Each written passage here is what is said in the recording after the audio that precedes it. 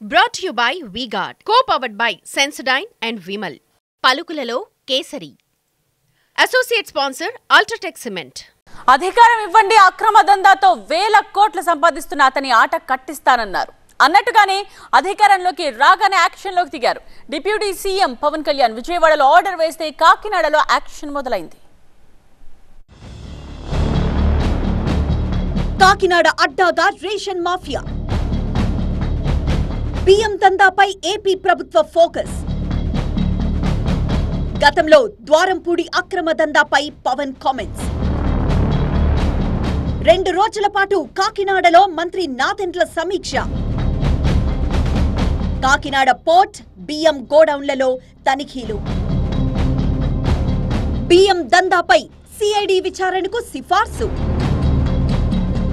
కాకినాడ అడ్డాగా జరుగుతున్న రేషన్ మాఫియాపై ప్రభుత్వం దృష్టి పెట్టింది. ప్రతిపక్షంలో ఉన్నప్పుడు పవన్ కళ్యాణ్ కాకినాడ సిటీ వైసీపీ ఎమ్మెల్యేగా ఉన్న ద్వారంపూడి కుటుంబం బియ్యం అక్రమ దందాతో వేల కోట్లు సంపాదించిందని కామెంట్స్ చేశారు.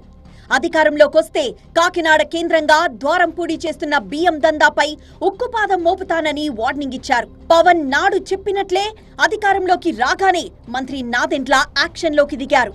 కాకినాడ పోర్ట్ నుంచి 56 లక్షల టన్నులు అక్రమ రవాణా జరుగుతూ ఉంది. దాని సూత్రధారి ఈ గూండా, ఈ రౌడీ, ఈ డెకాయిట్ ద్వారంపూడి చంద్రశేఖర్ రెడ్డి. ద్వారంపూడి వాళ్ళ నాన్న పౌర సరఫరాల సంస్థ చైర్మన్. ద్వారంపూడి వీరభద్రారెడ్డి రాష్ట్రంలో రైస్ మిల్లర్ల సంఘం అధ్యక్షులు.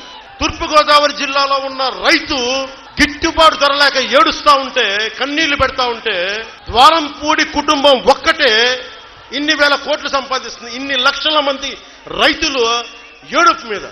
అందుకు నేను అంటాను, జనసేన లాంటి ప్రభుత్వం రావాలి, ఈ దోపిడీని అరికట్టాలని కోరుకుంటాం.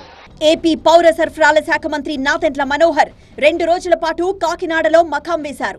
పౌర సరఫరాల శాఖ అధికారులతో సమీక్ష నిర్వహించి బియ్యం గోడౌన్లు, కాకినాడ పోర్ట్లో తనిఖీలు చేశారు. రైస్ మిల్లులతో పాటు తరలుతున్న వాహనాలను తనిఖీ చేసిన మంత్రి మనోహర్ కాకినాడ అడ్డాగా రేషన్ మాఫియా విచ్చలవిడిగా దోపిడీకి పాల్పడిందని ఆరోపించారు. ముఖ్యంగా ద్వారంపూడి కుటుంబ సభ్యులు గత ప్రభుత్వ హయాంలో కాకినాడ పోర్ట్ నుంచి రేషన్ బియ్యం విదేశాలకు ఎగుమతి చేసి వేల కోట్లు ఆర్జించారని మండిపడ్డారు.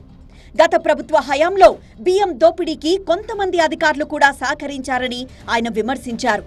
కాకినాడ పోర్ట్ నుంచి ఇతర దేశాలకు రేషన్ సరుకులు వెళ్తున్నాయని నాదెండ్ల చెప్పారు. తన పర్యటన ఉందని తెలిసి 4 రోజులుగా అక్రమ బియ్యం కాకినాడ నుంచి తరలించారని మనోహర్ అన్నారు.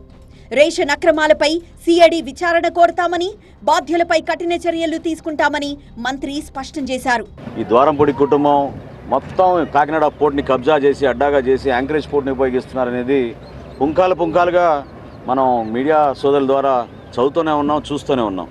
కానీ ఈరోజు మేము సందర్శించినప్పుడు ప్రధానంగా అశోక ఒకటి, తర్వాత H1 ఒకటి, ఈ రెండిట్లో కూడా తనిఖీలు చేసినప్పుడు పబ్లిక్ డిస్ట్రిబ్యూషన్ సిస్టంలో ఉండాల్సిన బియ్యం ఇక్కడ ఆధారాలతో సహా మాకు దొరికింది.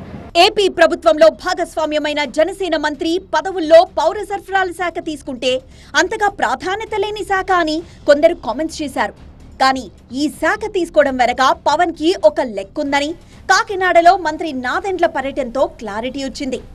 Brought to you by V-Guard, co-powered by Sensodyne and Vimal. పలుకులలో Kesari. Associate sponsor Ultratech Cement.